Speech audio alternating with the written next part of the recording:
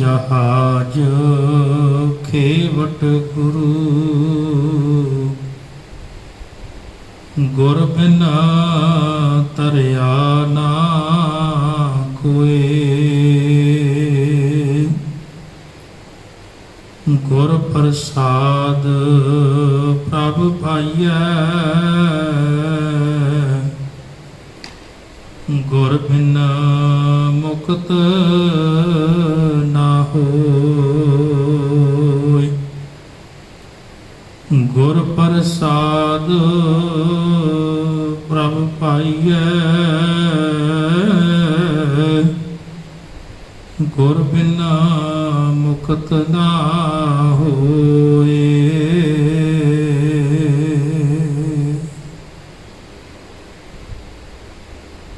Shower शतर तखत दे मालिक, हाजरा हजूर ज़हरा ज़हूर सर्व कला भरपूर। साझी वार्ता दे प्रतीक गुरु गरीब नवाज, दसां पातशाहियां दी जागदी जोत। धन धन साहिब श्री गुरु ग्रंथ साहिब महाराज पातशाह जी दी साजी नवाजी गोद अंदर जुड़ मिल बैठी परम सन्मानयोग गुरु प्यारी गुरु सवारी गुरु साजी साध संगत जीओ, आप जी वडभागे हो। सतगुरां दे चरण कमलां विच बैठ के रब्बी बाणी दा परम आनंद रस आप जी ने माणिया है। आओ समा है गुरमत विचारां दा, पवित्र गुरबाणी विचार आरंभ करन तो पहला आप सरबत संगत आसीस बख्शो। बुलाओ फतेह। वाहिगुरु जी का खालसा, वाहिगुरु जी की फतेह। संसार दे सतपुरुषां भले पुरुषां ने इस संसार नूं, इस जगत नूं समुंदर दे नाल तुलना की है कि सागर दी न्याई आख्या है कि ये संसार जिहड़ा है एक सागर वांग है, जिथे नित ही लहरां उठदियां हन ते वो लहरां जिहड़ियां हन मनुख नूं उस परम मूल परमात्मा तो दूर लैके जांदियां ने। या कह लिए कि मनुख इस संसार सागर अंदर आए दिन नित ही डुबदा है।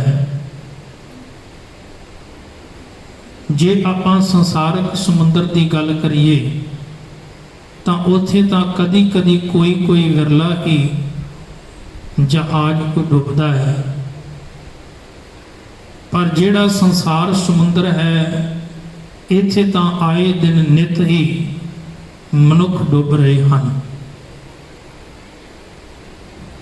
भगतां ने रब्बी बाणी दे अंदर कृपा की। सह फरमाउंदे हन, लोभ लहर अत नीचर बाजै, काया डुबै केसवा। हे सोहणे केसां वाले प्रभु, मेरी ये काया जिहड़ी है विषय विकारां दीयां लहरां विच डुबदी जा रही है। कदी काम दी लहर, कदी क्रोध, कदी हंकार, कदी मोह ममता, कदी तृष्णा, कदी हौमे आदਿਕ नित ही लहरां आउंदियां ने। काया डुबै केशवा। फिर उन्हां अरदास कीती उस मालक अगे भी साडे इस डुबदे हुए बेड़े नूं केवल तू ही बचा सकदा है। संसार समुंदे तार गोबिंदे, तार लै बाप बिठुला। हे अकाल पुरख परमात्मा, जे इस संसार रूपी समुंदर विचों कोई बचा सकदा है ना साडे बेड़े नूं, तां केवल तू ही बचा सकदा है। तेरे विच ये समर्था ताकत है ते तू कृपा कर मैनू बचा लै। भगत नामदेव जी आखदे ने, नामा कहे हाँ तर भी न साकूं, ਇਹ ਅਕਾਲ ਪੁਰਖ ਨਾਮਾ ਕਹਿੰਦਾ ਮੈਨੂੰ ਤੇ ਤਰਨਾ ਵੀ ਨਹੀਂ ਆਉਂਦਾ। ਹੁਣ ਜੇ ਕਿਸੇ ਨੂੰ ਤਰਨਾ ਆਉਂਦਾ ਹੋਵੇ ਤਾਂ ਸੁਭਾਵਿਕ ਗੱਲ ਹੈ, ਬੰਦਾ ਤਰ ਕੇ ਕਿਨਾਰੇ ਤੇ ਜਾ ਸਕਦਾ ਹੈ। ਪਰ ਭਗਤ ਨਾਮਦੇਵ ਜੀ ਕਹਿੰਦੇ ਨੇ ਮੈਨੂੰ ਤੇ ਤਰਨਾ ਵੀ ਨਹੀਂ ਆਉਂਦਾ। ਨਾਮਾ ਕਹਿ ਹਉ ਤਰ ਵੀ ਨਾ ਸਾਕੂ, ਮੌਕੂ ਬਾਹਾਂ ਦੇ ਬਿਠੁਲਾ। ਮੈਨੂੰ ਆਪਣੀ ਬਾਹ ਫੜਾ ਦੇ, ਮੈਂ ਤੇਰੀ ਬਾਹ ਫੜ ਕੇ ਕਿਨਾਰੇ ਤੇ ਲੱਗ ਜਾਵਾਂ। ਕਹਿੰਦੇ ਵੈਸੇ ਮੈਂ ਯਤਨ ਕੀਤਾ ਏ, ਮੈਂ ਅਸਲ ਦੇ ਵਿੱਚ ਚੱਪੂ ਚਲਾ ਰਿਹਾ ਵਾਂ, ਪਰ ਮੇਰਾ ਇਹ ਬੇੜਾ ਜਿਹੜਾ ਹੈ ਉਹ ਭਿਆਨਕ ਤੂਫਾਨ ਵਿੱਚ ਫਸ ਗਿਆ। ਅਨਿਲ ਬੇੜਾ ਹਉ ਖੇਵ ਨਾ ਸਾਕੂ। ਕਹਿਣ ਲੱਗੇ ਮੈਂ ਯਤਨ ਕਰਦਾ ਵੀ ਇਹ ਬੇੜੇ ਨੂੰ ਮੈਂ ਕਿਨਾਰੇ ਤੇ ਲਾਵਾਂ, ਪਰ ਇਹ ਮਹਾਰਾਜ ਪ੍ਰਭੂ ਮੁਸ਼ਕਲ ਇਹ ਬਣੀ ਹੈ ਵੀ ਬੜਾ ਭਿਆਨਕ ਤੂਫਾਨ ਹੈ, ਤੇ ਉਸ ਤੂਫਾਨ ਦੇ ਵਿੱਚ ਮੇਰਾ ਇਹ ਬੇੜਾ ਫਸਿਆ ਹੈ। ਤੇਰਾ ਪਾਰ ਨਾ ਪਾਇਆ ਬੀਠਲਾ, ਤੇਰਾ ਸੰਸਾਰ ਸਮੁੰਦਰ ਦਾ ਮੈਂ ਪਾਰਲਾ ਬੰਨਾ ਅਜੇ ਤੱਕ ਨਹੀਂ ਲੱਭ ਸਕਿਆ। ਹੋ ਦਿਆਲ ਸਤਿਗੁਰ ਮੇਲ ਤੂੰ ਮੌਕੋ, ਮੇਰੇ ਤੇ ਕਿਰਪਾ ਕਰ ਮੈਨੂੰ ਗੁਰੂ ਮਿਲਾ, ਕਿਉਂਕਿ ਗੁਰੂ ਦੇ ਰਾਹੀਂ ਹੀ ਮੈਂ ਇਸ ਸੰਸਾਰ ਭਵਜਲ ਨੂੰ ਤਰ ਸਕਦਾ, ਨਹੀਂ ਤੇ ਨਹੀਂ। ਤੇ ਸਤਿਗੁਰ ਪਾਤਸ਼ਾਹ ਜੀ ਨੇ ਰੱਬੀ ਬਾਣੀ ਅੰਦਰ ਆਖਿਆ ਕਿ ਜਿਹੜਾ ਵੀ ਮਨੁੱਖ ਅੱਜ ਤੱਕ ਭਵਜਲ ਨੂੰ ਤਰਿਆ ਹੈ, ਗੁਰੂ ਤੋਂ ਬਿਨਾਂ ਨਹੀਂ, ਗੁਰੂ ਹੀ ਸਹਾਈ ਹੋਇਆ ਤੇ ਤਾਂ ਹੀ ਮਨੁੱਖ ਇਸ ਭਵਜਲ ਤੋਂ ਤਰ ਸਕਿਆ। ਇਸ ਸੰਸਾਰ ਸਮੁੰਦਰ ਨੂੰ ਉਹੀ ਮਨੁੱਖ ਅੱਜ ਤੱਕ ਪਾਰ ਕਰ ਸਕੇ ਨੇ ਜਿਨ੍ਹਾਂ ਨੇ ਗੁਰੂ ਦਾ ਓਟ ਆਸਰਾ ਲਿਆ। ਗੁਰਪੂਰਾ ਜਿਨ ਸਿਮਰਿਆ ਸਈ ਭਏ ਨਿਹਾਲ, ਨਾਨਕ ਨਾਮ ਆਰਾਧਨਾ ਕਾਰਜ ਆਵੇ ਰਾਸ। ਇਤਿਹਾਸ ਦੇ ਵਿੱਚ ਕੁਝ ਘਟਨਾਵਾਂ ਐਸੀਆਂ ਆਪਾਂ ਪੜ੍ਹਦੇ ਹਾਂ ਜਿਨ੍ਹਾਂ ਤੋਂ ਪ੍ਰਤੱਖ ਇਹ ਪਤਾ ਲੱਗਦਾ ਹੈ ਵੀ ਗੁਰੂ ਕਿਵੇਂ ਸਮਰੱਥ ਸਹਾਈ ਹੁੰਦਾ ਹੈ ਇਸ ਬੇੜੇ ਨੂੰ ਪਾਰ ਲਾਉਣ ਵਾਸਤੇ। ਤਾਂ ਜਦੋਂ ਬਾਬਾ ਮੱਖਣ ਸ਼ਾਹ ਲਬਾਣਾ ਆਪਣੀ ਜਹਾਜ਼ ਨੂੰ ਲੈ ਕੇ ਸਫ਼ਰ ਤੇ ਜਾ ਰਹੇ ਨੇ ਤਾਂ ਅਚਾਨਕ ਇੱਕ ਭਾਰੀ ਤੂਫਾਨ ਉੱਠਦਾ ਹੈ ਤੇ ਉਹਨਾਂ ਦਾ ਉਹ ਜਹਾਜ਼ ਜਿਹੜਾ ਉਹ ਸਮੁੰਦਰ ਦੇ ਵਿੱਚ ਫਸ ਜਾਂਦਾ ਹੈ। ਹੁਣ ਉਹਨਾਂ ਦਾ ਨਿਸ਼ਚਾ ਗੁਰੂ ਤੇ ਸੀ ਤੇ ਉਹਨਾਂ ਨੇ ਉਸ ਸਮੇਂ, ਕਿਉਂਕਿ ਗੁਰੂ ਘਰ ਦੀ ਇੱਕ ਮਰਿਆਦਾ ਹੈ ਵੀ ਜਦੋਂ ਵੀ ਕੋਈ ਮੁਸ਼ਕਲ ਬਣੇ ਉਦੋਂ ਤੋਂ ਗੁਰੂ ਚਰਨਾਂ ਵਿੱਚ ਅਰਦਾਸ ਕਰਨੀ ਹੈ, ਗੁਰੂ ਦੇ ਦਰ ਤੇ ਅਰਦਾਸ ਕਰਨੀ ਹੈ। ਤਾਂ ਉਸ ਸਮੇਂ ਗੁਰੂ ਕੇ ਸਿੱਖ ਨੇ ਅਰਦਾਸ ਕੀਤੀ ਗੁਰੂ ਚਰਨਾਂ ਵਿੱਚ, ਤੇ ਕਹਿੰਦੇ ਉਹ ਡੁੱਬਦਾ ਹੋਇਆ ਬੇੜਾ, ਤੂਫਾਨ ਵਿੱਚ ਫਸਿਆ ਹੋਇਆ ਬੇੜਾ ਜਿਹੜਾ ਹੈ ਉਹ ਕਿਨਾਰੇ ਤੇ ਲੱਗ ਗਿਆ। ਬਾਬਾ ਮੱਖਣ ਸ਼ਾਹ ਲੁਬਾਣਾ ਜੀ ਸ਼ੁਕਰਾਨਾ ਕਰਨ ਵਾਸਤੇ ਗੁਰੂ ਦੇ ਚਰਨਾਂ ਵਿੱਚ ਆਉਂਦੇ ਨੇ। ਜਦੋਂ ਦਿੱਲੀ ਪਹੁੰਚੇ ਤਾਂ ਗੁਰੂ ਹਰਕ੍ਰਿਸ਼ਨ ਮਹਾਰਾਜ ਪਾਤਸ਼ਾਹ ਜੀ ਅਖੀਰ ਬਚਨ ਕਰ ਚੁੱਕੇ ਸਨ ਵੀ ਬਾਬਾ ਜਿਹੜਾ ਹੈ ਉਹ ਬਕਾਲੇ ਦੀ ਧਰਤੀ ਤੇ ਹੈ। ਹੁਣ ਇੱਥੋਂ ਬਾਬਾ ਮੱਖਣ ਸ਼ਾਹ ਲੁਬਾਣਾ ਜੀ ਜਦੋਂ ਬਕਾਲੇ ਦੀ ਧਰਤੀ ਤੇ ਆਏ ਤਾਂ ਇੱਥੇ ਹੈਰਾਨ ਹੋ ਗਏ ਵੀ 22 ਗੁਰੂ ਮੰਜੀਆਂ ਡਾ ਕੇ ਬੈਠੇ ਹੋਏ ਨੇ। ਹੁਣ ਇੱਥੇ ਬਾਬਾ ਮੱਖਣ ਸ਼ਾਹ ਲੁਬਾਣਾ ਜੀ ਨੇ ਜਦੋਂ ਵੇਖਿਆ ਵੀ ਇਹਨਾਂ ਵਿੱਚੋਂ ਕੋਈ ਵੀ ਅਸਲ ਗੁਰੂ ਨਹੀਂ, ਮੈਂ ਕਈ ਵਾਰੀ ਹੈਰਾਨ ਹੁੰਨਾ ਕਿੰਨੀ ਪਰਖ ਕਰਨ ਦੀ ਜਾਂਚ ਸੀ ਸਿੱਖ ਨੂੰ। ਅੱਜ ਤੇ ਅਸੀਂ ਭੁਲੇਖਾ ਖਾ ਜਾਂਦੇ ਹਾਂ ਨਾ, ਸਾਡੇ ਜੀਵਨ ਦੇ ਵਿੱਚ ਕਿੰਨੀ ਢਹਿੰਦੀ ਕਲਾ ਆ ਚੁੱਕੀ ਹੈ ਕਿ ਅੱਜ ਅਸੀਂ ਇਹ ਪਹਿਚਾਨਣ ਵਿੱਚ ਹੀ ਧੋਖਾ ਖਾ ਜਾਂਦੇ ਹਾਂ ਵੀ ਅਸਲ ਗੁਰੂ ਕੌਣ ਹੈ, ਅਸਲ ਗੁਰੂ ਦਾ ਸਿੱਖ ਕੌਣ ਹੈ। ਸਾਡੀਆਂ ਅੱਖਾਂ ਇਹ ਧੋਖਾ ਖਾ ਜਾਂਦੀਆਂ ਨੇ। ਉਸ ਸਮੇਂ ਬਾਬਾ ਧੀਰਮਲ ਜਿਹੜਾ ਕਿ ਅਸਲ ਦੇ ਵਿੱਚ ਗੁਰੂ ਹਰਗੋਬਿੰਦ ਸਾਹਿਬ ਦਾ ਪੋਤਰਾ, ਗੁਰੂ ਹਰਿਰਾਏ ਮਹਾਰਾਜ ਪਾਤਸ਼ਾਹ ਜੀ ਦਾ ਭਰਾਤਾ, ਗੁਰੂ ਗ੍ਰੰਥ ਸਾਹਿਬ ਦਾ ਸਰੂਪ, ਪਵਿੱਤਰ ਬਾਣੀ ਦੀ ਬੀੜ ਅੱਗੇ ਰੱਖੀ ਹੈ ਤੇ ਬੈਠਾ ਹੋਇਆ ਹੈ। ਉਹ ਦਾਵਾ ਕਰ ਰਿਹਾ ਮੈਂ ਗੁਰੂ ਹਾਂ, ਗੁਰੂ ਕੁਲ ਵਿੱਚੋਂ ਆ ਨਾ, ਤੇ ਮੈਂ ਗੁਰੂ ਹਾਂ। ਉੱਥੇ ਵੀ ਗੁਰੂ ਕੇ ਸਿੱਖ ਨੇ ਧੋਖਾ ਨਹੀਂ ਖਾਧਾ।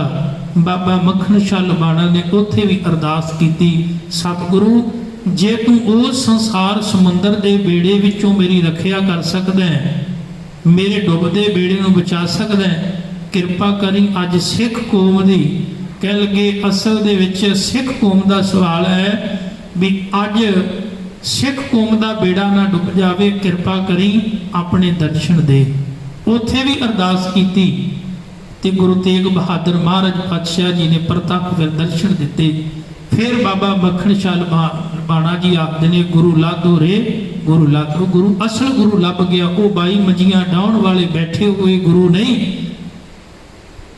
ਉਹ ਅਸਲ ਗੁਰੂ ਨਹੀਂ, ਅਸਲ ਗੁਰੂ ਇਹ ਹੈ। ਹੁਣ ਧੰਨ ਗੁਰੂ ਤੇਗ ਬਹਾਦਰ ਮਹਾਰਾਜ ਪਾਤਸ਼ਾਹ ਜੀ ਨੇ ਕਿਰਪਾ ਕੀਤੀ, ਰਹਿਮਤ ਕੀਤੀ। ਰੱਬੀ ਬਾਣੀ ਅੰਦਰ ਵੀ ਸਾਹਿਬ ਆਖਦੇ ਨੇ, ਭਲਿਆ ਜਿੱਦਣ ਤੇਰੇ ਜੀਵਨ ਵਿੱਚੋਂ ਬਲ ਖਤਮ ਹੋ ਜਾਵੇਗਾ ਉਦਣ ਤੂੰ ਡੁੱਬ ਜਾਵੇਗਾ, ਉਦਣ ਤੂੰ ਸੰਸਾਰ ਸਮੁੰਦਰ ਵਿੱਚ ਡੁੱਬ ਜਾਵੇਗਾ। ਜਿੱਦਣ ਬਲ ਖਤਮ ਹੋ ਗਿਆ ਤੇ ਜਿੱਦਣ ਬਲ ਪੈਦਾ ਹੋ ਗਿਆ ਉਦਣ ਤੂੰ ਤਰ ਜਾਵੇਗਾ। ਬਲ ਛੁਟਕਿਓ ਬੰਧਨ ਪਰੇ, ਕਛੂ ਨਾ ਹੋਤ ਉਪਾਏ। ਕਹੋ ਨਾਨਕ ਅਬ ਓਟ ਹਰ ਗੱਜ ਜਿਉ ਹੋਵੋ ਸਹਾਏ। ਹੇ ਮਹਾਰਾਜ, ਤੁਸੀਂ ਕਹਿੰਦੇ ਹੋ ਬਲ ਛੁੱਟ ਜਾਵੇ ਤਾਂ ਬੰਧਨ ਪੈ ਜਾਂਦੇ ਨੇ ਤੇ ਬੰਦਾ ਸੰਸਾਰ ਸਾਗਰ ਦੇ ਭੌਜਲ ਵਿੱਚ ਡੁੱਬ ਜਾਂਦਾ ਏ। ਕਿਰਪਾ ਕਰੋ, ਮੇਰੀ ਹਾਲਤ ਉਸ ਹਾਥੀ ਵਰਗੀ ਏ ਜਿਹੜਾ ਅਸਲ ਦੇ ਵਿੱਚ ਤੇਂਦੂਏ ਦੀ ਪਕੜ ਵਿੱਚ ਆ ਗਿਆ ਤੇ ਉਹਦੀ ਪਕੜ ਵਿੱਚੋਂ ਛੁੱਟ ਨਹੀਂ ਸਕਦਾ। ਪਰ ਕਹਿੰਦੇ ਉਸ ਹਾਥੀ ਦੇ ਪਰਮਾਤਮਾ ਦੇ ਚਰਨਾਂ ਵਿੱਚ ਪੁਕਾਰ ਕੀਤੀ ਤੇ ਕਹਿਣ ਲੱਗੇ ਉਸ ਤੇਂਦੂਏ ਦੀ ਪਕੜ ਵਿੱਚੋਂ ਹਾਥੀ ਵੀ ਬਚ ਗਿਆ। ਕਿਰਪਾ ਕਰੋ, ਮੈਂ ਵੀ ਕਿਤੇ ਇਸ ਸੰਸਾਰ ਸਾਗਰ ਦੇ ਵਿੱਚ ਵਿਸ਼ੇ ਵਿਕਾਰਾਂ ਦੀਆਂ ਪਕੜ ਵਿੱਚ ਆ ਕੇ ਡੁੱਬ ਨਾ ਜਾਵਾਂ, ਮੇਰੀ ਵੀ ਰੱਖਿਆ ਕਰੋ। ਤੇ ਗੁਰੂ ਤੇਗ ਬਹਾਦਰ ਮਹਾਰਾਜ ਨੇ ਆਖਿਆ, ਜਿਨ੍ਹਾਂ ਅੰਦਰ ਬਲ ਪੈਦਾ ਹੋ ਜਾਂਦਾ ਹੈ ਫਿਰ ਉਹ ਡੁੱਬਦੇ ਨਹੀਂ, ਉਹ ਬਚ ਜਾਂਦੇ ਨੇ। ਬਲ ਹੁਆ ਬੰਧਨ ਛੁਟੇ, ਸਭ ਕੁਛ ਹੋਤ ਉਪਾਏ। ਕਹਿਣ ਲੱਗੇ ਜਿੱਦਣ ਬਲ ਪੈਦਾ ਹੋ ਗਿਆ, ਤਾਕਤ ਪੈਦਾ ਹੋ ਗਈ, ਕਹਿਣ ਲੱਗੇ ਉਦਣ ਸਾਰੇ ਬੰਧਨ ਛੁੱਟ ਜਾਣੇ ਨੇ ਪਿਆਰਿਆ। ਫਿਰ ਤੇਰੇ ਅੰਦਰ ਇੱਕੋ ਹੀ ਭਾਵਨਾ ਕੰਮ ਕਰੇਗੀ ਵੀ ਹੇ ਮੇਰੇ ਮਾਲਕ, ਤੂੰ ਆਪ ਹੀ ਸਹਾਈ ਹੋਣ ਵਾਲਾ ਹੈ। ਹੇ ਮੇਰੇ ਮਾਲਕ, ਤੂੰ ਇਹ ਸੰਸਾਰ ਸਾਗਰ ਵਿੱਚੋਂ ਡੁੱਬਦੇ ਹੋਏ ਜੀਵ ਨੂੰ ਬਚਾਉਣ ਵਿੱਚ ਕੇਵਲ ਤੂੰ ਹੀ ਸਹਾਈ ਹੋ ਸਕਦਾ ਹੈ। ਤੇ ਬੜੀ ਕਿਰਪਾ ਕੀਤੀ ਗੁਰੂ ਨੇ। ਗੁਰਦੇਵ ਆਖਦੇ, ਜਿਹੜਾ ਮਨੁੱਖ ਫਿਰ ਡੁੱਬਦਾ ਹੈ, ਉਸ ਡੁੱਬਦੇ ਹੋਏ ਮਨੁੱਖ ਨੂੰ ਕੇਵਲ ਇੱਕੋ ਹੀ ਬਚਾਉਣ ਵਾਲਾ ਹੈ, ਉਹ ਹੈ ਸਤਿਗੁਰੂ। ਧੰਨ ਗੁਰੂ ਅਮਰਦਾਸ ਮਹਾਰਾਜ ਸੱਚੇ ਪਾਤਸ਼ਾਹ ਰੱਬੀ ਬਾਣੀ ਅੰਦਰ ਕਿਰਪਾ ਕਰਦੇ ਨੇ। ਕਹਿ ਲਗੇ ਜਿਹੜੇ ਲੋਕ ਵਿਸ਼ੇ ਵਿਕਾਰਾਂ ਦੀ ਦੁਨੀਆ ਵਿੱਚ ਡੁੱਬ ਜਾਂਦੇ ਨੇ, ਜੇ ਕਿਤੇ ਗੁਰੂ ਚਰਨਾਂ ਵਿੱਚ ਆ ਕੇ ਉਹ ਸਿਮਰਨ ਕਰਨ, ਗੁਰੂ ਚਰਨਾਂ ਵਿੱਚ ਆ ਕੇ ਸੇਵਾ ਕਰਨ, ਸੇਵਾ ਤੇ ਸਿਮਰਨ ਉਹਨਾਂ ਮਨੁੱਖਾਂ ਨੂੰ ਵਿਸ਼ੇ ਵਿਕਾਰਾਂ ਵਿੱਚ ਡੁੱਬਣ ਨਹੀਂ ਦਿੰਦੇ, ਬਲਕਿ ਬਾਹਰ ਕੱਢ ਲੈਂਦੇ। ਬੜੀ ਕਿਰਪਾ ਕੀਤੀ ਰੱਬੀ ਬਾਣੀ ਅੰਦਰ। ਧੰਨ ਗੁਰੂ ਨਾਨਕ ਦੇਵ ਮਹਾਰਾਜ ਪਾਤਸ਼ਾਹ ਜੀ ਨੇ ਸਿੱਧ ਗੋਸ਼ਟ ਦੀ ਬਾਣੀ ਉਚਾਰਨ ਕੀਤੀ ਤੇ ਉਸ ਅੰਦਰ ਜੋਗੀਆਂ ਨੇ ਕੁਝ ਸਵਾਲ ਕੀਤੇ ਤੇ ਗੁਰੂ ਨਾਨਕ ਦੇਵ ਮਹਾਰਾਜ ਜੀ ਨੇ ਉਹਨਾਂ ਦੇ ਹਰ ਇੱਕ ਸਵਾਲ ਦਾ ਜਵਾਬ ਦਿੱਤਾ। ਉਹਨਾਂ ਦਾ ਪਹਿਲਾ ਸਵਾਲ ਇਹ ਚਰਪਟਨਾਥ ਕਹਿੰਦਾ ਹੈ, ਹੇ ਨਾਨਕ, ਸਾਨੂੰ ਇਹ ਦੱਸੋ ਵੀ ਇਹ ਜੋ ਸੰਸਾਰ ਹੈ ਇਹ ਕਹਿ ਲਗੇ ਭਿਆਨਕ ਸਾਗਰ ਦੀ ਨਿਆਈ ਹੈ ਤੇ ਇਸ ਸਾਗਰ ਦੇ ਵਿੱਚ ਬੜੀਆਂ ਹੀ ਵਿਕਾਰਾਂ ਦੀਆਂ ਲਹਿਰਾਂ ਉੱਠ ਰਹੀਆਂ ਨੇ। ਤੁਸੀਂ ਕਹਿੰਦੇ ਹੋ ਵੀ ਸੰਸਾਰ ਵਿੱਚ ਰਹਿ ਕੇ ਪਰਮਾਤਮਾ ਦੀ ਪ੍ਰਾਪਤੀ ਹੁੰਦੀ ਏ, ਸਾਨੂੰ ਉਹ ਤਰੀਕਾ, ਉਹ ਢੰਗ ਦੱਸੋ ਜਿਹਦੇ ਨਾਲ ਅਸੀਂ ਵੀ ਸੰਸਾਰ ਵਿੱਚ ਰਹਿ ਕੇ ਤੇ ਪਰਮਾਤਮਾ ਦੀ ਪ੍ਰਾਪਤੀ ਕਰ ਸਕੀਏ। ਕਿਉਂਕਿ ਜੋਗੀ ਸਿੱਧ ਲੋਕ ਜਿਹੜੇ ਸਨ ਉਹ ਆਪਣੇ ਪਰਿਵਾਰਾਂ ਨੂੰ, ਘਰ-ਬਾਰ, ਕੰਮਕਾਰ, ਕਿਰਤ ਨੂੰ ਛੱਡ ਕੇ ਤੇ ਜੰਗਲਾਂ ਪਹਾੜਾਂ ਵਿੱਚ ਚਲੇ ਗਏ ਸੀ। ਤੇ ਗੁਰੂ ਨਾਨਕ ਦੇਵ ਮਹਾਰਾਜ ਪਾਤਸ਼ਾਹ ਜੀ ਫਿਰ ਪਹਾੜਾਂ ਤੇ ਗਏ ਤੇ ਉਹਨਾਂ ਨੂੰ ਫਿਰ ਜਾ ਕੇ ਆਖਿਆ, ਕਹਿ ਲਗੇ, ਸਿੱਧ ਛਿਪ ਬੈਠੇ ਪਰਵਤੀ, ਕੌਣ ਜਗਤ ਕੋ ਪਾਰ ਉਤਾਰਾ। ਤੁਸੀਂ ਤਾਂ ਪਰਬਤਾਂ ਤੇ ਆ ਕੇ ਬੈਠ ਗਏ ਹੋ ਤੇ ਸੰਸਾਰ ਦਾ ਭਲਾ ਕਿਹਨੇ ਕਰਨਾ ਸੀ। ਫਿਰ ਮਹਾਰਾਜ ਨੇ ਉੱਥੇ ਫਿਰ ਉਹਨਾਂ ਨੂੰ ਜਵਾਬ ਦਿੱਤਾ। ਉਹਨਾਂ ਪੁੱਛਿਆ, ਚਰਪਟਨਾਥ ਕਹਿੰਦਾ ਵੀ ਇਹ ਦੱਸੋ ਵੀ ਸੰਸਾਰ ਤੇ ਜਿਹੜਾ ਉਹ ਇੱਕ ਸਾਗਰ ਹੈ ਤੇ ਉਹ ਸਾਗਰ ਵਿੱਚ ਨਿਤ ਵਿਸ਼ੇ ਵਿਕਾਰਾਂ ਦੀਆਂ ਲਹਿਰਾਂ ਉੱਠਦੀਆਂ, ਐ ਨਾਨਕ ਸਾਨੂੰ ਦੱਸੋ ਅਸੀਂ ਫਿਰ ਤਰੀਏ ਕਿਵੇਂ। ਤੇ ਮਹਾਰਾਜ ਨੇ ਉੱਥੇ ਆਖਿਆ ਸੀ, ਕਹਿਣ ਲੱਗੇ, ਮੇਰਾ ਜੋਗ ਦੁਨੀਆ ਤੋਂ ਨਿਰਾਲਾ ਹੈ, ਤੁਹਾਡਾ ਜੋਗ ਸਿਰਫ ਦਿਖਾਵੇ ਦਾ ਜੋਗ ਹੈ, ਮੇਰਾ ਜੋਗ ਜੀਵਨ ਵਿੱਚ ਰੱਬੀ ਗੁਣਾਂ ਦੀ ਕਮਾਈ ਨੂੰ ਕਹਿੰਦੇ ਨੇ। ਹੁਣ ਇੱਥੇ ਗੁਰੂ ਨਾਨਕ ਸਾਹਿਬ ਨੇ ਬੜੀ ਕਿਰਪਾ ਕੀਤੀ, ਉਹਨਾਂ ਨੂੰ ਇਹ ਵੀ ਦੱਸ ਦਿੱਤਾ ਵੀ ਜੋਗ ਦਾ ਅਰਥ ਹੁੰਦਾ ਮਿਲਾਪ। ਸਾਹਿਬ ਨੇ ਉੱਥੇ ਆਖਿਆ, ਜੋਗ ਨਾ ਭਗਵੀ ਕਪੜੀ, ਜੋਗ ਨਾ ਮੈਲੇ ਵੇਸ, ਨਾਨਕ ਘਰ ਬੈਠਿਆਂ ਜੋਗ ਪਾਈਐ ਸਤਿਗੁਰ ਕੈ ਉਪਦੇਸ਼। ਅਸੀਂ ਘਰ ਬੈਠਿਆਂ ਹੀ ਸਤਿਗੁਰ ਦੇ ਉਪਦੇਸ਼ ਰਾਹੀਂ ਪਰਮਾਤਮਾ ਪ੍ਰਭੂ ਦਾ ਮਿਲਾਪ ਕਰ ਲਿਆ। ਹੁਣ ਉਹ ਤਰੀਕਾ ਗੁਰੂ ਨਾਨਕ ਸਾਹਿਬ ਨੇ ਦੱਸਿਆ। ਕਹਿਣ ਲੱਗੇ, ਚਰਪਟਨਾਥ ਕਹਿੰਦਾ, ਦੁਨੀਆ ਸਾਗਰ ਦੁੱਤਰ ਤਰੀਏ, ਕਿਉਂ ਕਰ ਪਾਈਏ ਪਾਰੋ, ਚਰਪਟ ਬੋਲੇ ਅਵਧੂ ਨਾਨਕ ਦਿਓ ਸੱਚਾ ਵਿਚਾਰੋ। ਤੇ ਗੁਰੂ ਨਾਨਕ ਸਾਹਿਬ ਨੇ ਜਵਾਬ ਦਿੱਤਾ, ਜੈਸੇ ਜਲ ਮੈਂ ਕਮਲ ਨਿਰਾਲਮ, ਜਿਵੇਂ ਅਸਲ ਦੇ ਵਿੱਚ ਪਾਣੀ ਵਿੱਚ ਕਮਲ ਫੁੱਲ ਖਿੜਿਆ ਹੈ ਨਾ, ਤੇ ਕਮਲ ਫੁੱਲ ਜਿਹੜਾ ਹੈ ਜਿੰਨਾ ਪਾਣੀ ਵਧੇ ਕਮਲ ਫੁੱਲ ਓਨਾ ਹੀ ਉੱਤੇ ਆ ਜਾਂਦਾ ਹੈ। ਫਿਰ ਉਹ ਸੂਰਜ ਨੂੰ ਵੇਖ ਕੇ ਤੇ ਖੇੜੇ ਵਿੱਚ ਰਹਿੰਦਾ ਹੈ। ਬੜੀ ਕਿਰਪਾ ਕੀਤੀ ਗੁਰੂ ਨਾਨਕ ਸਾਹਿਬ ਨੇ ਆਖਿਆ, ਇੱਕ ਕਮਲ ਦਾ ਫੁੱਲ ਖਿੜਿਆ ਹੋਇਆ ਗੰਦੇ ਪਾਣੀ ਵਿੱਚ ਰਹਿ ਕੇ ਵੀ ਨਿਰਲੇਪ ਰਹਿੰਦਾ, ਕਦੀ ਮੈਲਾ ਨਹੀਂ ਹੁੰਦਾ। ਜੈਸੇ ਜਲ ਮੈਂ ਕਮਲ ਨਿਰਾਲਮ, ਮੁਰਗਾਈ ਨੇ ਸਾਣੇ, ਸੁਰਤ ਸ਼ਬਦ ਭਵ ਸਾਗਰ ਤਰੀਏ, ਨਾਨਕ ਨਾਮ ਵਖਾਣੇ। ਗੁਰਦੇਵ ਨੇ ਉੱਥੇ ਬਚਨ ਕੀਤੇ। ਕਹਿਣ ਲੱਗੇ, ਭਾਈ ਇੱਕ ਗੱਲ ਯਾਦ ਰੱਖਿਓ, ਜਿਵੇਂ ਕਮਲ ਦਾ ਫੁੱਲ ਪਾਣੀ ਵਿੱਚ ਰਹਿੰਦਾ ਹੋਇਆ ਜਿੰਨੀਆਂ ਮਰਜ਼ੀ ਲਹਿਰਾਂ ਆ ਜਾਣ, ਪਰ ਉਹ ਨਿਤ, ਕਹਿਣ ਲੱਗੇ, ਲਹਿਰਾਂ ਤੋਂ ਘਬਰਾਉਂਦਾ ਨਹੀਂ। ਉਹ ਕਮਲ ਦਾ ਫੁੱਲ ਪਾਣੀ ਜ਼ਿਆਦਾ ਆ ਜਾਵੇ ਤਾਂ ਡੁੱਬਦਾ ਨਹੀਂ, ਨਿਤ ਉੱਤੇ ਤਰਦਾ ਰਹਿੰਦਾ ਹੈ। ਕਹਿਣ ਲੱਗੇ, ਮੁਰਗਾਬੀ ਪੰਛੀ ਕਦੀ ਆਪਣੇ ਚਿੱਟੇ ਖੰਭਾਂ ਨੂੰ ਮੈਲਾ ਨਹੀਂ ਹੋਣ ਦਿੰਦਾ, ਉੱਤੇ ਪਾਣੀ ਦੇ ਤਰਦਾ ਹੋਇਆ ਨਿਰਲੇਪ ਰਹਿੰਦਾ ਹੈ। ਇਸ ਤਰ੍ਹਾਂ ਹੀ ਜਿਹੜਾ ਗੁਰੂ ਕਾ ਜਗਿਆਸੂ ਸਿੱਖ ਹੈ, ਕਹਿਣ ਲੱਗੇ ਭਾਈ, ਉਹ ਗੁਰੂ ਦੇ ਸ਼ਬਦ ਨਾਲ ਜੁੜ ਕੇ ਆਪਣੀ ਸੁਰਤ ਨੂੰ ਉੱਚੀਆਂ ਰੱਖ ਕੇ ਇਹ ਸੰਸਾਰ ਭਵਜਲ ਤੋਂ ਤਰ ਜਾਂਦਾ ਹੈ। ਬੜੀ ਕਿਰਪਾ ਕੀਤੀ ਮਹਾਰਾਜ ਨੇ, ਜਿਨ੍ਹਾਂ ਨੇ ਗੁਰੂ ਦਾ ਓਟ ਆਸਰਾ ਲਿਆ, ਫਿਰ ਉਹ ਇਸ ਭਵਜਲ ਇਸ ਸੰਸਾਰ ਵਿੱਚੋਂ ਤਰ ਗਏ। ਭਾਈ ਬਿਧੀ ਚੰਦ, ਜਿਨ੍ਹਾਂ ਦਾ ਜਿਹੜਾ ਗੁਰੂ ਚਰਨਾਂ ਵਿੱਚ ਆਉਣ ਤੋਂ ਪਹਿਲਾਂ ਸੁਭਾਅ ਸੀ, ਉਹ ਸੀ ਚੋਰੀਆਂ ਕਰਨਾ। ਭਾਈ ਬਿਧੀ ਚੰਦ ਚੋਰੀਆਂ ਕਰਦੇ ਸਨ। ਤੇ ਇੱਕ ਦਿਨ ਉਹ ਕਿਸੇ ਪਿੰਡ ਵਿੱਚੋਂ ਕੁਝ ਮੱਝਾਂ ਚੋਰੀ ਕਰਕੇ ਤੇ ਨਿਕਲੇ ਨੇ, ਤੇ ਪਿੰਡ ਵਾਲਿਆਂ ਨੂੰ ਪਤਾ ਲੱਗ ਗਿਆ। ਨਗਰ ਦੇ ਲੋਕ ਭਾਈ ਬਿਧੀ ਚੰਦ ਦੇ ਪਿੱਛੇ ਪੈ ਗਏ।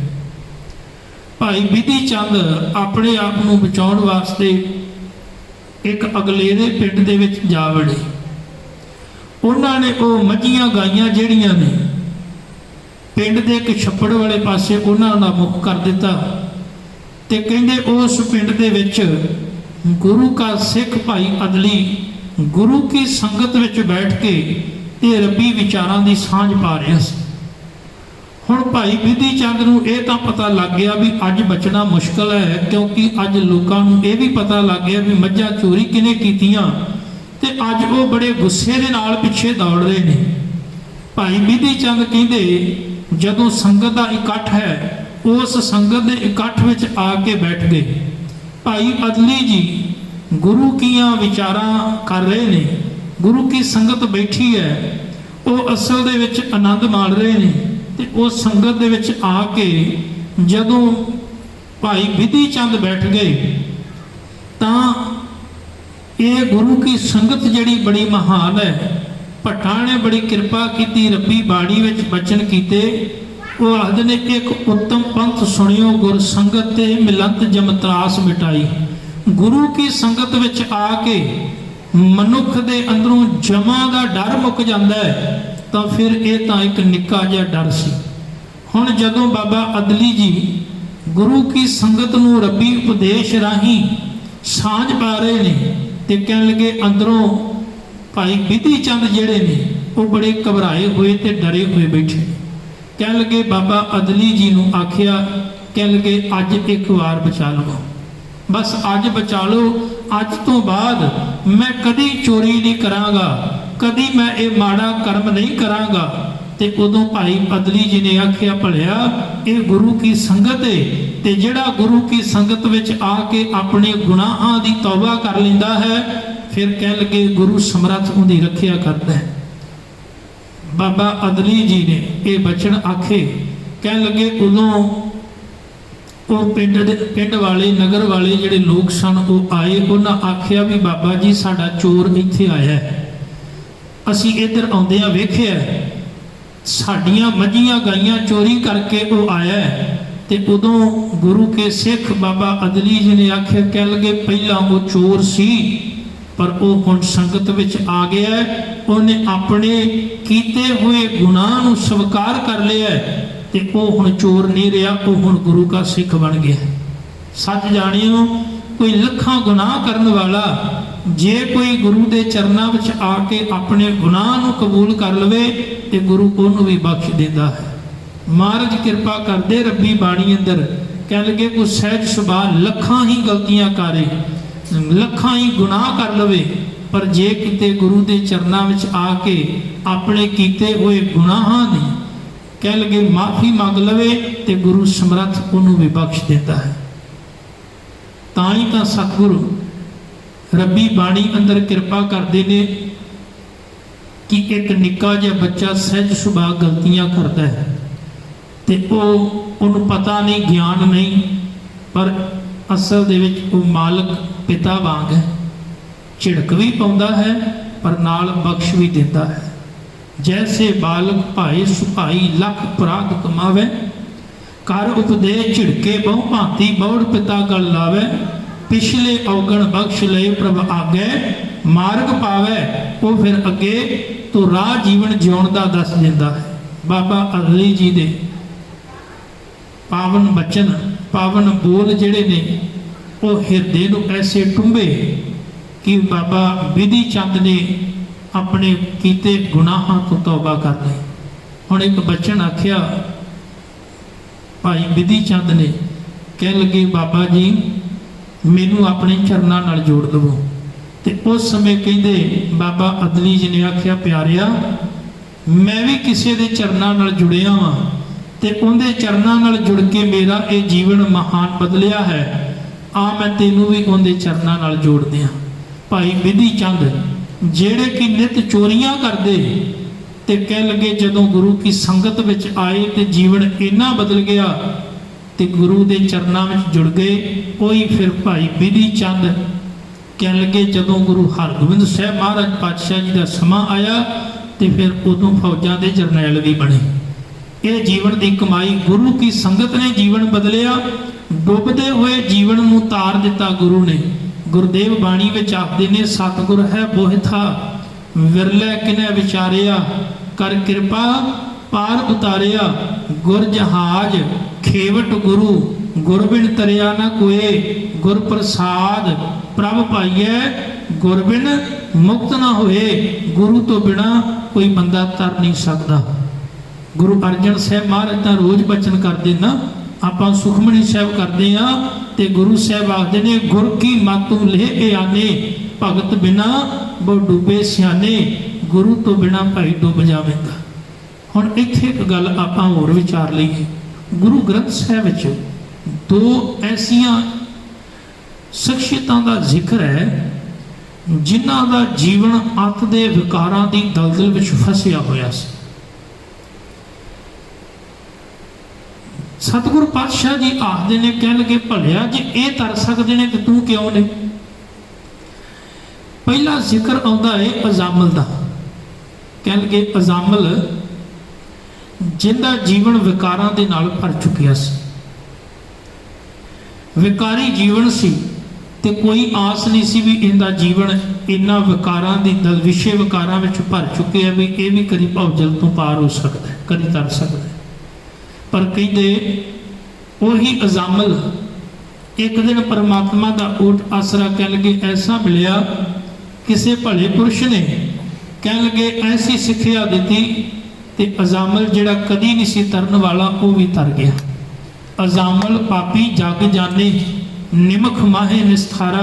ਦੁਨੀਆ ਕਹਿੰਦੀ ਸੀ ਅਜ਼ਾਮਲ ਵਰਗਾ ਕੋਈ ਵਿਕਾਰੀ ਬੰਦਾ ਨਹੀਂ ਹੋਣਾ ਤੇ ਉਹੀ ਜਦੋਂ ਕਹਿ ਲਗੇ ਚੰਗੀ ਸੰਗਤ ਕੀਤੀ ਤੇ ਅਜ਼ਾਮਲ ਵੀ ਇੱਕ ਦਿਨ ਤਰ ਗਿਆ। ਦੂਜਾ ਨਾਂ ਗੁਰਬਾਣੀ ਗੁਰੂ ਗ੍ਰੰਥ ਸਾਹਿਬ ਵਿੱਚ ਆਉਂਦਾ ਹੈ ਗਨਕਾ ਦਾ। ਕਹਿ ਲਗੇ ਇੱਕ ਵੇਸ਼ਵਾ ਵਿਸ਼ੇ ਵਿਕਾਰਾਂ ਨੂੰ ਭੋਗਣ ਵਾਲੀ ਤੇ ਕਹਿ ਲਗੇ ਜਦੋਂ ਇਹ ਵੀ ਪਰਮਾਤਮਾ ਦਾ ਨਾਮ ਜਪਣ ਲੱਗੀ, ਗਨਕਾ ਪਾਪ ਨੂੰ ਹੋਏਕੈ, ਪਾਪਾਂ ਦਾ ਗਲ ਹਾਰ ਭਰੋਤਾ, ਕਹਿਣ ਲੱਗੇ ਇੰਨੇ ਪਾਪ ਜੀਵਨ ਵਿੱਚ ਕਮਾਏ, ਵਿਸ਼ੇ ਵਿਕਾਰਾਂ ਦੇ ਮਨ ਨੂੰ ਗਲ ਵਿੱਚ ਪਾਪਾਂ ਦਾ ਹਾਰ ਪਾਇਆ ਸੀ, ਪਰ ਇੱਕ ਮਾਲਕ ਨੇ ਇੰਨੀ ਕਿਰਪਾ ਕੀਤੀ, ਕੋਈ ਭਲਾ ਪੁਰਸ਼ ਦਰ ਤੇ ਆਇਆ, ਉਹਨੇ ਇੱਕ ਤੋਤਾ ਦਿੱਤਾ, ਆਖਿਆ ਇਹਨੂੰ ਰਾਮ ਨਾਮ ਜਪਾਵੀਂ। ਕਹਿਣ ਲੱਗੇ ਜਦੋਂ ਪਰਮਾਤਮਾ ਦਾ ਨਾਮ ਜਪਾਉਣਾ ਸ਼ੁਰੂ ਕੀਤਾ, ਵਿਕਾਰੀ ਬਿਰਤੀ ਵਾਲੇ ਲੋਕ ਜਦੋਂ ਆਉਂਦੇ ਨੇ, ਕਹਿਣ ਲੱਗੇ ਰੱਬ ਦਾ ਨਾਮ ਸੁਣ ਕੇ ਵਾਪਸ ਮੁੜ ਜਾਂਦੇ ਨੇ, ਕਹਿੰਦੇ ਵੀ ਇਹ ਹੁਣ ਉਹ ਥਾਂ ਨਹੀਂ ਰਹੀ। ਜੀਵਨ ਬਦਲ ਗਿਆ, ਜੀਵਨ ਹੀ ਨਹੀਂ ਬਦਲਿਆ।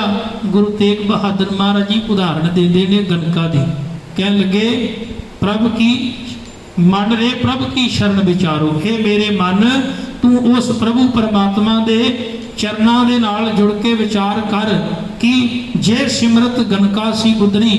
ਕਹਿਣ ਲੱਗੇ ਜਿਸ ਪਰਮਾਤਮਾ ਦੀ ਸਿਫਤ ਕਰਕੇ ਗਨਕਾ ਪਾਪਣ ਦਾ ਉਧਾਰ ਹੋ ਗਿਆ, ਤਾਕਾ ਜਸ ਉਰ ਧਾਰੋ, ਤੂੰ ਵੀ ਉਸ ਪਰਮਾਤਮਾ ਦੀ ਬੰਦਗੀ ਕਰਿਆ ਕਰ। ਸੋ ਜਿਹੜੇ ਮਨੁੱਖ ਇੰਨੀ ਵਿਕਾਰਾਂ ਦੀ ਦਲਦਲ ਵਿੱਚ ਡੁੱਬੇ ਹੋਏ ਮਾਲਕ ਦੀ ਬੰਦਗੀ ਕਰਕੇ ਤਰ ਗਏ, ਫਿਰ ਆਪਾਂ ਕਿਉਂ ਨਹੀਂ ਤਰ ਸਕਦੇ? ਫਿਰ ਅਸੀਂ ਕਿਉਂ ਨਹੀਂ ਇਸ ਭਵਜਲ ਤੋਂ ਪਾਰ ਹੋ ਸਕਦੇ?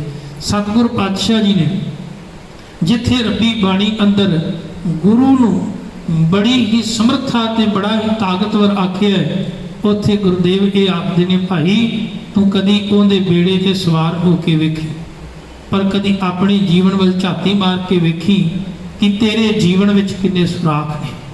ਆਖਰ ਇਸ ਸੰਸਾਰ ਦੇ ਵਿੱਚ ਜਦੋਂ ਵੀ ਕੋਈ ਜਹਾਜ਼ ਕਹਿ ਲਗੇ ਚੱਲਿਆ, ਉਹ ਜਹਾਜ਼ ਜੇ ਤੇ ਵਿਸ਼ੇ ਵਿਕਾਰਾਂ ਨਾਲ ਮਨੁੱਖ ਭਰਿਆ ਹੋਇਆ ਤਾਂ ਉਹ ਇਸ ਸੰਸਾਰ ਸਮੁੰਦਰ ਦੇ ਕਹਿ ਲਗੇ ਵਿੱਚ ਡੁੱਬ ਜਾਵੇਗਾ, ਪਰ ਜਿਹੜਾ ਗੁਰੂ ਕਾ ਓਟ ਆਸਰਾ ਲਵੇਗਾ ਉਹ ਬਚ ਜਾਵੇਗਾ। ਬਾਬਾ ਕਬੀਰ ਜੀ ਆਖਦੇ ਨੇ ਇਹ ਸਰੀਰ ਬੜਾ ਹੀ ਜਰਜਰਾ ਹੋ ਚੁੱਕਿਆ ਹੈ ਤੇ ਇਹਦੇ ਵਿੱਚ ਬੇਅੰਤ ਸੁਰਾਖ ਨੇ। ਕਬੀਰ ਬੇੜਾ ਜਰਜਰਾ ਫੁੰਟੇ 6000 ਕੋਈ ਜਹਾਜ਼ ਵਿੱਚ ਇੱਕ ਸੁਰਾਖ ਕਰ ਦੇਵੇ ਤੇ ਉਹਦੇ ਬਚਣ ਦੇ ਅਸਾਰ ਨਹੀਂ ਹੁੰਦੇ, ਪਰ ਜਿਸ ਜਹਾਜ਼ ਵਿੱਚ ਹਜ਼ਾਰਾਂ ਹੀ ਸੁਰਾਖ ਹੋ ਜਾਣ ਤੇ ਹੋਵੇ ਵੀ ਪੁਰਾਣਾ, ਉਹਦੇ ਬਚਣ ਦਾ ਕੋਈ ਅਸਾਰ ਨਹੀਂ। ਕਹਿਣ ਲੱਗੇ ਕਬੀਰ ਬੇੜਾ ਜਰਜਰਾ ਫੂਟੇ 6000 ਹਰਵੇ ਹਰਵੇ ਤਿਰ ਗਏ, ਡੁੱਬੇ ਜਿਨ ਸਿਰ ਭਾਰ, ਜਿਨ੍ਹਾਂ ਨੇ ਆਪਣੇ ਸਿਰ ਤੇ ਵਿਸ਼ੇ ਵਿਕਾਰਾਂ ਦਾ ਭਾਰ ਚੁੱਕਿਆ ਉਹ ਡੁੱਬ ਗਏ, ਤੇ ਜਿਹੜੇ ਕਹਿਣ ਲੱਗੇ ਪਰਮਾਤਮਾ ਦੀ ਬੰਦਗੀ ਕਰਨ ਵਾਲੇ ਸਨ ਉਹ ਤਰ ਗਏ। ਤੇ ਬਾਬਾ ਕਬੀਰ ਜੀ ਆਖਦੇ ਨੇ ਮੈਂ ਤਾਂ ਆਪਣੇ ਸਰੀਰ ਵੱਲ ਝਾਤੀ ਮਾਰੀ ਵੀ ਮੈਂ ਤੇ ਡੁੱਬਣ ਹੀ ਵਾਲਾ ਥਾ, ਕਬੀਰ ਡੁੱਬਾ ਥਾ ਪੈ ਉਭਰਿਓ ਗੁਣ ਕੀ ਲਹਿਰ ਝਬਕ। ਕਹਿਣ ਲੱਗੇ ਜਦੋਂ ਮੈਂ ਵੇਖਿਆ ਵੀ ਇਹ ਸੰਸਾਰ ਸਮੁੰਦਰ ਵਿੱਚ ਕਬੀਰ ਡੁੱਬਣ ਲੱਗਾ, ਮੈਂ ਉਸੇ ਵੇਲੇ ਪਰਮਾਤਮਾ ਦੇ ਰੱਬੀ ਗੁਣਾਂ ਨੂੰ ਕਹਿਣ ਲੱਗੇ ਯਾਦ ਕੀਤਾ ਤੇ ਉਹ ਰੱਬੀ ਗੁਣਾਂ ਨੇ ਮੈਨੂੰ ਡੁੱਬਣ ਤੋਂ ਬਚਾ ਲਿਆ।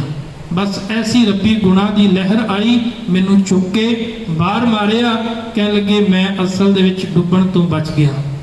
ਇਸੇ ਤਰ੍ਹਾਂ ਜਦੋਂ ਆਪਾਂ ਵਿਸ਼ੇ ਵਿਕਾਰਾਂ ਦੇ ਅਧੀਨ ਹੋ ਜਾਂਦੇ ਆ, ਇਹ ਵੀ ਫਿਰ ਸਾਡੇ ਜੀਵਨ ਵਿੱਚ ਅਨੇਕਾਂ ਸੁਰਾਖ ਕਰ ਦਿੰਦੇ ਨੇ। ਭਾਵ ਅਸੀਂ ਵੀ ਉਸ ਬੇੜੇ ਵਾਂਗੂ ਡੁੱਬਣ ਦੇ ਸਾਰ ਸਾਡੇ ਅੰਦਰ ਪੈਦਾ ਹੋ ਜਾਂਦੇ ਨੇ, ਪਰ ਜਦੋਂ ਆਪਾਂ ਗੁਰੂ ਦਾ ਓਟ ਆਸਰਾ ਲੈਂਦੇ ਆ, ਗੁਰੂ ਫਿਰ ਸਾਨੂੰ ਇਸ ਭੌਜਲ ਵਿੱਚੋਂ ਡੁੱਬਣ ਤੋਂ ਬਚਾ ਲੈਂਦਾ ਹੈ। ਆਪਾਂ ਨਿਤ ਅਰਦਾਸ ਵਿੱਚ ਆਖਰ ਦਾਨੇ ਤੇ ਸਿਆਣੇ ਪੁਰਖਾਂ ਨੇ ਨਿਤ ਅਰਦਾਸ ਦੇ ਵਿੱਚ ਇਹ ਦੋਹਰਾ ਹੀ ਗਾਉਣ ਦੀ ਇੱਕ ਰੀਤ ਬਣਾ ਦਿੱਤੀ। ਵਾਹਿਗੁਰੂ ਨਾਮ ਜਹਾਜ਼ ਹੈ ਚੜੇ ਸੋ ਉਤਰੇ ਪਾਰ, ਜੋ ਸ਼ਰਧਾ ਕਰ ਸੇਵੰਦੇ ਗੁਰ ਪਾਰ ਉਤਾਰਨ ਹਾਰ। ਜਿਹੜੇ ਗੁਰੂ ਦਾ ਓਟ ਆਸਰਾ ਲੈਂਦੇ ਨੇ ਫਿਰ ਉਹ ਭੌਜਲ ਵਿੱਚ ਡੁੱਬਦੇ ਨਹੀਂ ਤੇ ਗੁਰੂ ਉਹਨਾਂ ਨੂੰ ਡੁੱਬਣ ਤੋਂ ਬਚਾ ਲੈਂਦਾ ਹੈ। ਗੁਰੂ ਅੱਗੇ ਇੱਕ ਅਰਦਾਸ ਕਰੀਏ, ਸਤਿਗੁਰੂ ਕਿਰਪਾ ਕਰੋ, ਬਖਸ਼ਿਸ਼ ਕਰੋ, ਸਾਨੂੰ ਆਪਣੇ ਨਾਮ ਦੀ ਦਾਤ ਦਿਓ। ਜਿਵੇਂ ਭਗਤ ਨਾਮਦੇਵ ਜੀ ਆਖਦੇ ਨੇ ਪਵਿੱਤਰ ਬਚਨ ਕਿ ਹੇ ਮੇਰੇ ਮਾਲਕ, ਮੈਂ ਵੀ ਨਿਤ ਵਿਸ਼ੇ ਵਿਕਾਰਾਂ ਦੇ ਵਿੱਚ ਡੁੱਬ ਰਿਹਾ, ਵੀ ਨਿਤ ਜੀਵਨ ਵਿੱਚ ਵਿਕਾਰਾਂ ਦੀਆਂ ਲਹਿਰਾਂ ਆਉਂਦੀਆਂ ਨੇ ਤੇ ਮੈਂ ਡੁੱਬਦਾ ਹਾਂ। ਮੇਰੇ ਮਾਲਕ ਤੂੰ ਕਿਰਪਾ ਕਰ ਤੇ ਮੈਨੂੰ ਡੁੱਬਦੇ ਨੂੰ ਬਚਾ ਲੈ। ਸੰਸਾਰ ਸਮੁੰਦੇ ਤਾਰ ਗੋਬਿੰਦੇ, ਤਾਰ ਲੈ ਬਾਪ ਬਿਠੜਾ, ਨਾਮਾ ਕਹੈ ਹਾਂ ਤਰ ਪੀ ਨਾ ਸਾਕੂ, ਮੌਕੋ ਬਾਹਾਂ ਦੇ ਬਿਠੜਾ। ਇਸ ਨਾਮੇ ਨੂੰ ਤਰਨਾ ਨਹੀਂ ਆਉਂਦਾ, ਕਿਰਪਾ ਕਰ ਆਪਣੀ ਬਾਹ ਫੜਾ ਤੇ ਮੈਂ ਭੌਜਲ ਵਿੱਚੋਂ ਤਰ ਜਾਵਾਂ। ਗੁਰਦੇਵ ਕਿਰਪਾ ਕਰਨ ਸਾਨੂੰ ਗੁਰੂ ਦਾ ਓਟ ਆਸਰਾ ਮਿਲੇ ਤੇ ਆਪਾਂ ਗੁਰੂ ਕੀ ਸੰਗਤ ਕਰਦੇ ਹੋਏ ਸੰਸਾਰ ਸਾਗਰ ਤੋਂ ਤਰ ਸਕੀਏ। ਵਿਚਾਰਾਂ ਕਰਦੀਆਂ ਬੇਦ ਭੁੱਲਾਂ ਹੋਈਆਂ ਬਖਸ਼ ਲੈਣੀਆਂ। ਬੁਲਾਓ ਫਤਿਹ। ਵਾਹਿਗੁਰੂ ਜੀ ਕਾ ਖਾਲਸਾ, ਵਾਹਿਗੁਰੂ ਜੀ ਕੀ ਫਤਿਹ।